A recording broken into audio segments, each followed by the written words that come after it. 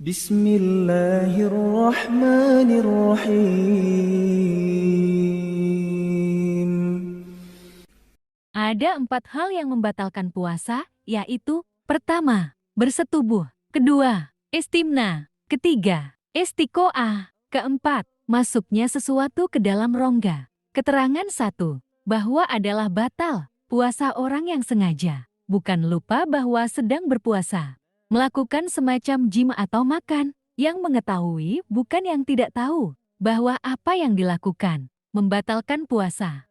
Karena baru saja mengenal Islam, atau hidup di belantara, jauh dari orang yang mengetahui hal itu. Lagi pula dalam keadaan bebas merdeka, bukan dalam keadaan terpaksa, atau yang ia lakukan bukan maksud hatinya, bukan hasil pikirannya, dan tidak mendatangkan kelezatan dirinya. Batal puasa sebab melakukan jima, sekalipun tidak inzal atau ejakulasi, atau keluar air mani. Keterangan 2. Batal sebab melakukan istimna atau onani, sekalipun memakai tangan sendiri, atau tangan istrinya, atau dengan persentuhan, yang jika dilakukannya tanpa tabir, bisa membatalkan wudhu.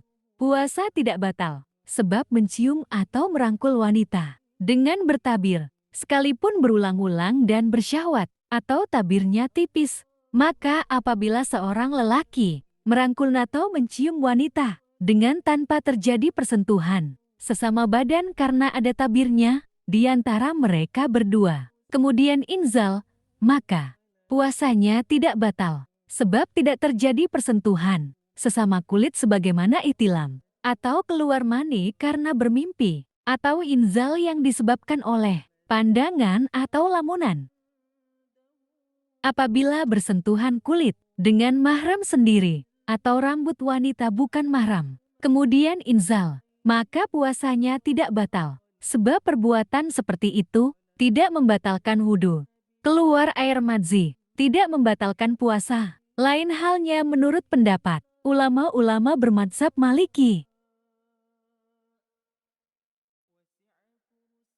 Keterangan 3. Puasa batal sebab muntah dengan sengaja, sekalipun tiada sedikit pun muntah yang kembali masuk perutnya.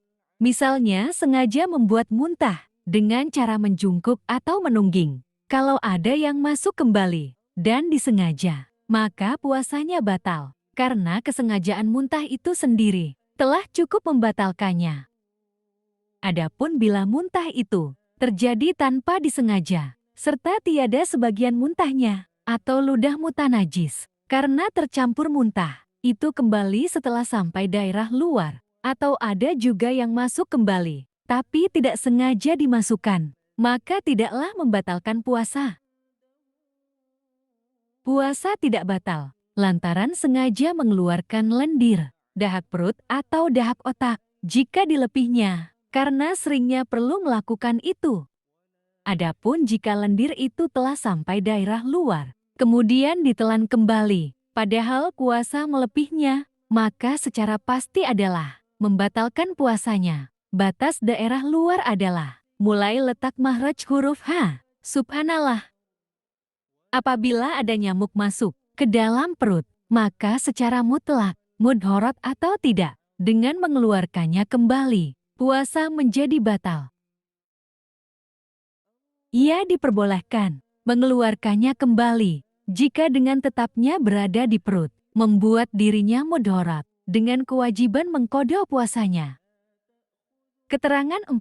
Puasa batal sebab masuknya benda yang tampak atau bukan udara, sekalipun hanya sedikit, ke dalam bagian yang disebut jauf atau rongga dalam. Orang tersebut di atas, yang sengaja, tahu hukumnya, dan tidak terpaksa.